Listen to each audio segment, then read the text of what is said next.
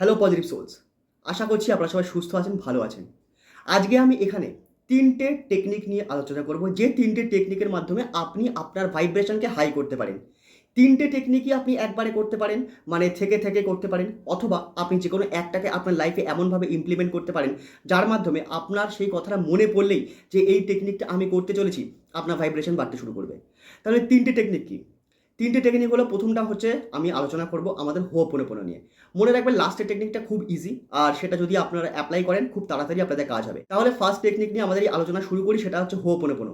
দেখুন, আমাদের লাইফের যে কোনো অ্যাসপেক্টের উপর আমরা হোপোনোপোনোকে ইউজ করতে পারি, কিন্তু অনেক সময় না এরকম হয়, আমাদের মন খারাপ, আমাদের ভালো লাগছে না, জানি না কেন রাগ হচ্ছে, জানি না কেন ফিল গুড হচ্ছে না, জানি না কেন একটা অস্বস্তি হচ্ছে। এবারে তার উত্তর আপনার কাছে নেই যে কেন হচ্ছে। কোনো ব্যাপার না, আপনি শুধু চোখটা বন্ধ করুন। বন্ধ করে ইউনিভার্সের কাছে আপনার ইন্টেনশন এটা বলুন যে আমার মধ্যে এই যে খারাপ বা এই নেগেটিভ ফিলিংসটা আসছে, আমি এই নেগেটিভ ফিলিংসটাকে সমর্পণ করতে চাই বা সারেন্ডার করতে চাই। এর বদলে আমি চাই খুশি, হ্যাপিনেস, আনন্দ। এটা বলে আপনি শুরু করুন আপনার হোপোনোপোনো প্র্যাকটিস। বুকের উপরে হাত রাখুন, জাস্ট 15 মিনিট ধরে চ্যান্ট করুন, I am sorry, please forgive me, thank you, I love you. এর পিছনে বেশ কিছু সায়েন্স আছে, কিন্তু এখন আমি সায়েন্স নিয়ে আলোচনা করছি না, তার কারণ এখন আমি শুধু আপনাদের টেকনিকটা দিচ্ছি। এবারে অনেক সময় এরকম হয়, 15 মিনিট বুকের উপরে এভাবে হাত রাখলে হাত ব্যথা হয়ে যায়। যদি তাতেও আপনাদের অসুবিধা হয়, নো প্রবলেম। আপনি তাহলে কি করবেন? আসন করে বসুন মেডিটেশনের পোজে। বসে চোখটা বন্ধ করুন, চোখটা বন্ধ করে চ্যান্ট করতে থাকুন, I am sorry, please forgive me, thank you, I love you. এতেও আপনারা মেডিটেটিভ স্টেটে আপনারা পৌঁছে যাবেন। এইবার আসি আমাদের সেকেন্ড স্টেপ। আমাদের যে সেকেন্ড স্টেপ, মানে আমাদের ভাইব্রেশনকে হাই করার জন্য, সেটা হচ্ছে আমাদের মেডিটেশন। আর মেডিটেশন আপনার জীবনের একটা এমন অঙ্গ হওয়া চাই, যেভাবে আপনি নিঃশ্বাস নেন সেভাবেই রাত্রে প্রতিদিন ঘুমানোর আগে আপনাকে মেডিটেশনে বসতে হবে।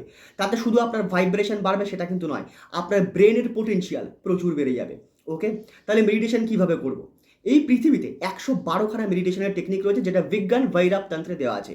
এই 112খানা মেডিটেশনের মধ্যে যে কোনো একটা আপনার, আর এই 112টা মেডিটেশনের মধ্যে যে কোনো একটা আমার। সেটা আমার আর আপনার সেম হতে পারে, অথবা নাও হতে পারে। এবারে আপনি হয়তো জানেন না কোনটা, তার জন্য আপনাকে পড়তে হবে, আপনাকে শিখতে হবে, আপনাকে জানতে হবে।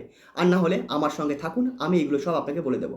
এবারে একটা মেডিটেশন এরকম রয়েছে না, যেটা সর্বসাকল্যে সবাই ইউজ করতে পারে। তার নাম হচ্ছে আনাপানাসাতি মেডিটেশন। এটা কি? এটা বৌদ্ধিস্ট ট্র্যাডিশন থেকে এসছে একটা মেডিটেশন।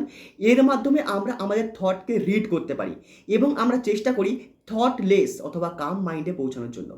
এবার থটলেস মাইন্ডে আপনি এইভাবে পৌঁছাতে পারবেন না, কখনো পারবেন না, কারণ এটা বিশাল প্র্যাকটিসের প্রয়োজন। তবে হ্যাঁ, আপনি আপনার ব্রেনের পোটেনশিয়াল বাড়াতে পারবেন, আপনি আপনার ক্যাপাবিলিটি বাড়াতে পারবেন, আপনি আপনার নিজের পোটেনশিয়াল বাড়াতে পারবেন, আপনার কর্মদক্ষতা অনেক গুণে বেড়ে যাবে। তো এটা আমরা কিভাবে করব?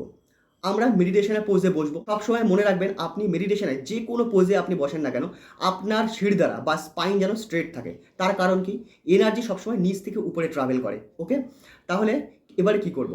চোখ বন্ধ করে যখন আমরা বসবো আমাদের শিরদাঁড়াকে সোজা করে, তখন আমরা আমাদের কনসিয়াসনেসকে আমাদের নাকের দরজায় নিয়ে আসবো, আর যখন নিঃশ্বাস নেব সেই নিঃশ্বাসটাকে উপলব্ধি করব, আর যখন ছাড়বো তখন সেটাকেও আমরা উপলব্ধি করব।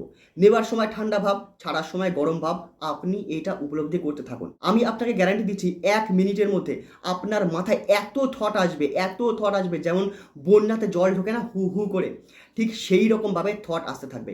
ভয় পাবেন না, কোনো একটা থটের উপর নিজেকে প্লেস করবেন না। একটার পর একটা আসবে যাবে, আসবে যাবে, আসবে যাবে। হঠাৎ আপনার মনে পড়বে 5 মিনিট পর, আরে আমি তো মেডিটেশন করছিলাম। কোনো ব্যাপার না, আপনি হারাতেই পারেন। থটে আমরা হারিয়ে যাই, আবার নিজের কনসিয়াসনেসকে ফিরিয়ে আনুন নিজের নিঃশ্বাসে।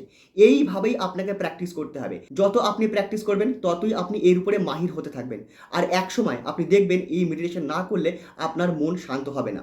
বাই ডিফল্ট এই পদ্ধতির মাধ্যমে আপনার ভাইব্রেশন বাড়বেই বাড়বে। এবারে আমরা আলোচনা করতে যাচ্ছি আমাদের লাস্ট টেকনিক, আর সেটা হলো আমাদের নাম জাপ। আপনি যে ধর্মেরই হন না কেন, যে ঈশ্বরে আপনি বিশ্বাসী হন না কেন, আপনি কোনো এক ঈশ্বরের নাম জপ করা শুরু করুন।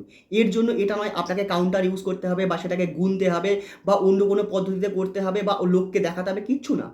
আপনি মনে মনে চ্যান্ট করতে থাকুন, অথবা যখন আপনি বাড়িতে একা থাকবেন আপনি নিজে নিজে চ্যান্ট করুন, যাতে আপনার কান শুনতে পায়। যখন আপনি এটা চ্যান্ট করবেন না কোনো এক দেবতা বা ঈশ্বরের নাম, তখন মনে রাখবেন আপনার সাবকনসিয়াস মাইন্ডে সেই দেবতার যত কীর্তি রয়েছে না, সব কিন্তু প্লে হচ্ছে। আর আপনার সাবকনসিয়াস মাইন্ডে এই বিশ্বাসই আসছে, এই ভগবানের নাম যখন আমি নিচ্ছি এ সব সামলে দেবে, আমি শুধুমাত্র সারেন্ডার করছি ইনার কাছে। তা যখন আপনার মাইন্ডে এই জিনিসগুলো চলবে না, অটোমেটিক্যালি আপনার ভাইব্রেশন পিওর হবে। আপনি দেখবেন, যখন আপনাকে বলা হয় না যে নাম জপ করতে, কখনো কিন্তু বলা হয় না যে রাবণের নাম নিন। সবসময় কিন্তু বলা হয় রামের নাম নিন, কখনো কিন্তু বলা হয় না আপনাকে যে কংসের নাম নিন, সবসময় বলা হয় শ্রীকৃষ্ণের নাম নিন।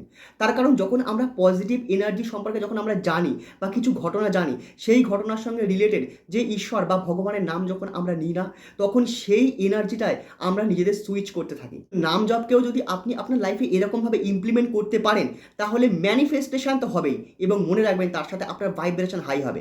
আর যখন আপনার ভাইব্রেশন হবে, তখন আপনি আপনার লাইফে সেই সব জিনিসও ম্যানিফেস্ট করতে পারবেন যে জিনিস সম্পর্কে আপনি কখনো ভাবেননি বা আপনার কখনো মনে হয়নি যে আমি পেতে পারি। তো এই যে ৩টে পদ্ধতি নিয়ে আমি আলোচনা করলাম, হোপোনোপোনো, আর হচ্ছে আপনার মেডিটেশন, আর হচ্ছে নাম জাপ। এই ৩টে পদ্ধতির মধ্যে যেটা আপনার ভালো লাগে আপনি সেটা ইউজ করুন, অথবা আপনি চাইলে ৩টেই ইউজ করতে পারেন। তবে মনে রাখবেন, যখনই আপনি প্র্যাকটিস করবেন তখনই আপনি এই জিনিসের মাহাত্ম্যটা বুঝতে পারবেন। যদি শুধুমাত্র ভিডিওটা শুনে আপনি আর এটা ইউজ না করেন, তাহলে কিন্তু এর মজাটা আপনি পাবেন না। আর থ্যাংক ইউ ভেরি মাচ ভিডিওটা শেষ অবধি দেখার জন্য। আর প্লিজ যাওয়ার আগে সাবস্ক্রাইবটা করে দেবেন চ্যানেলটা। Okay, thank you very much সঙ্গে থাকার জন্য। Thank you.